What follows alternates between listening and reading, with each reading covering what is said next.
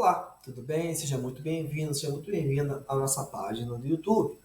Meu nome é Rodolfo Bach e no vídeo de hoje vamos ver um dos temas mais importantes do nosso processo do trabalho, que é a audiência. Mas antes, eu quero te agradecer, você mesmo que segue a nossa página. Saiba que sem você nada disso seria possível. No vídeo de hoje, vamos ver o tema da audiência, um dos temas mais importantes do nosso processo do trabalho. E a gente começa falando acerca da audiência segundo alguns princípios dela. O primeiro grande princípio é que a audiência, inclusive no processo de trabalho, ela é una, ou seja, há uma única audiência. Ocorre que no dia a dia, na prática, na prática forense, é comum o seu fracionamento em sessões, podendo haver uma sessão de conciliação, ou audiência de conciliação, como chama na prática, ou audiência inicial, e uma sessão de instrução e julgamento. Mas a audiência em si é sempre outra. Beleza? Beleza. A nossa audiência também segue o princípio da publicidade dos atos processuais, que está no artigo 5º, inciso 60 da Constituição, 93, inciso 9 da própria Constituição, 189 do CPC e no texto consolidado, no artigo 770, tá? E no capítulo da audiência, que começa no artigo 813. Então, todos esses dispositivos que eu acabei de mencionar justificam que a audiência seja una e pública. Visto isso, vamos avançar e falar um pouquinho sobre a nossa audiência. A audiência acaba sendo o ponto-chave do processo do trabalho, porque nessa ocasião, neste dia, você irá ouvir os depoimentos pessoais, seja do autor, seja do réu, a oitiva das testemunhas, sejam as do autor, sejam as do réu. Você vai ter manifestação dos peritos e assistentes técnicos. Ou seja, é o ponto-chave, é o grande momento, é a audiência. A audiência será realizada, em regra, na sede do juízo. Porém, em edital a ser fixado na sede com 24 horas de antecedência, poderá ser realizada essa audiência em outro local, como diz o artigo 813, parágrafo 1º da CLT. Além disso, as audiências ocorrerão entre 8 da manhã e 6 horas da tarde, 18 horas, cuja duração máxima deverá ser apenas de 5 horas, salvo matéria urgente, ou seja, o prazo máximo de duração, 5 horas, salvo matéria urgente, nos termos do 1813 caput. Além disso, a audiência, ela, no processo de trabalho, por ser um momento chave, nós temos a questão do atraso. Não há tolerância para atraso da parte. Isso está na orientação jurisprudencial 245 da SDI 1 do TST.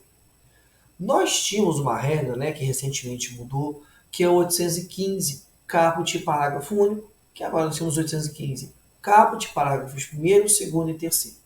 O que eles vão trazer? Acerca do atraso do magistrado no comparecimento da audiência. No artigo 815, caput, diz a CLT o seguinte, vou ler para você. A hora marcada, o juiz ou presidente declarará aberta a audiência, sendo feita pelo secretário ou escrivão a chamada das partes, testemunhas e demais pessoas que devam comparecer.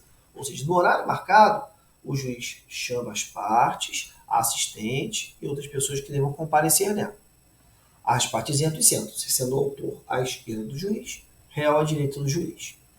Diz agora o novo parágrafo 1º, antigo parágrafo único, que se até 15 minutos após a hora marcada, o juiz ou o presidente não houver comparecido, os presentes poderão retirar-se, devendo ocorrido constar no livro de registro das audiências.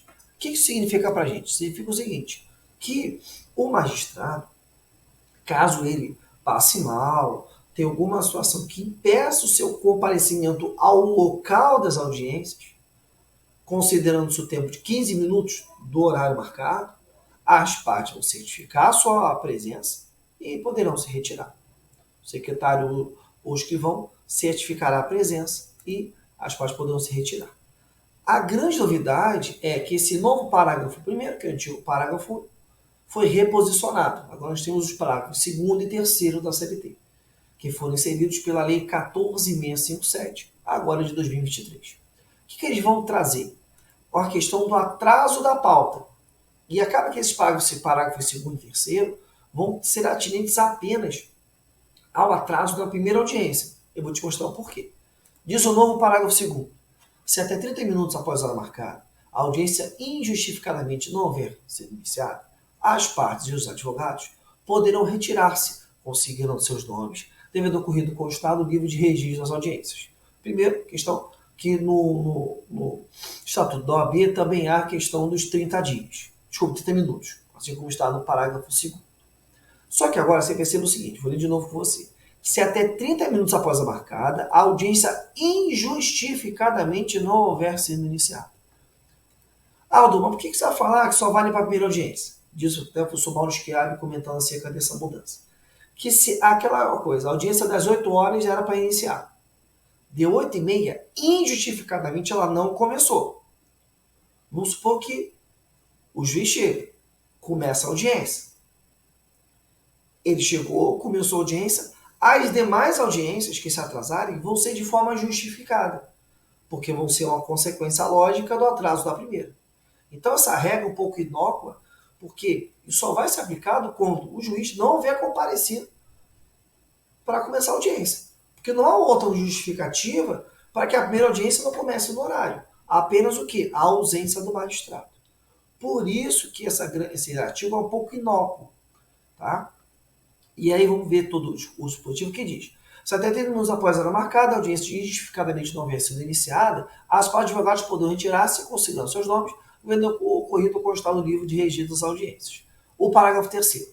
Na hipótese do parágrafo 2º desse artigo, a audiência deverá ser remarcada pelo juiz ou presidente para a data mais próxima possível, vedada a aplicação de qualquer penalidade às partes. Ou seja, que nesse caso, eu não posso aplicar uma penalidade ao autor, ao réu ou ao advogado que se ausentou, porque ele contou com a questão do não comparecimento ou não início da audiência na hora marcada sem qualquer motivo. Lembrando que é injustificado no parágrafo 2º.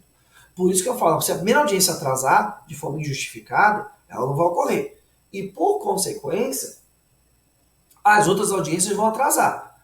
Mas vamos supor que o juiz chegue depois do horário da primeira audiência. As outras audiências vão se iniciar de forma atrasada, de forma justificada.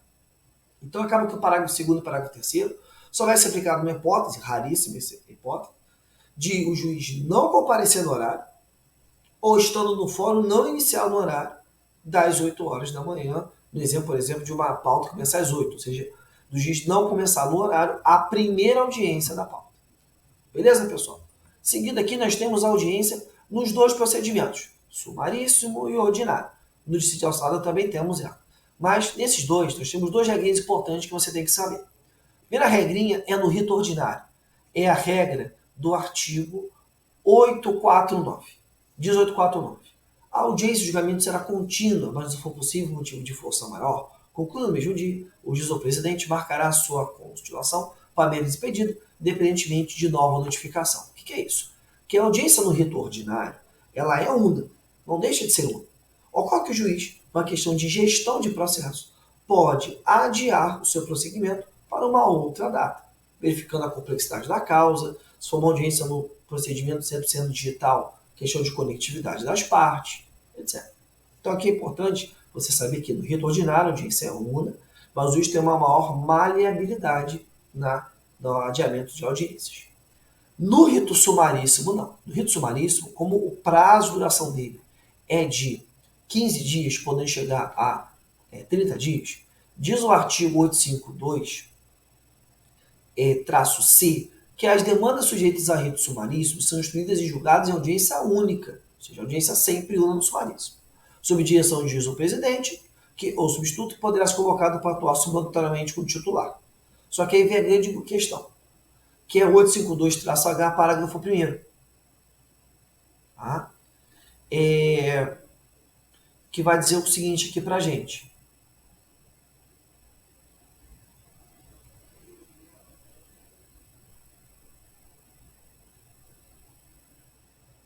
Perdão, 852-H, parágrafo 1º, não, parágrafo 7º. Interrompida a audiência, seu prosseguimento, a solução do conflito, dá-se no prazo máximo de 30 dias, salvo motivo relevante justificado nos autos pelo juiz da causa. Aqui nos autoriza, assim como o mesmo parágrafo primeiro, eu acabei de falar o parágrafo primeiro e fui para o sétimo. O parágrafo primeiro, corrigindo aqui, ele vai falar o seguinte: sobre os documentos apresentados por nas partes, manifestar-se a parte contrária sem interrupção da audiência, salvo absoluta impossibilidade a critério do juiz. O que é isso, Rodolfo? Significa o seguinte, que a parte autora vai se manifestar sobre os documentos trazidos pelo réu de forma imediata. E a audiência vai prosseguir. Mas o juiz pode se utilizar dessa parte final, salvo absoluta impossibilidade a critério do juiz, para adiar a audiência. Você pode utilizar dessa parte final para justificar, olha, são os documentos, eu vou adiar a audiência em virtude disso. Beleza, pessoal? Beleza? Tranquilo. Além disso, nós temos, no que tange à audiência, destacar a ausência das partes.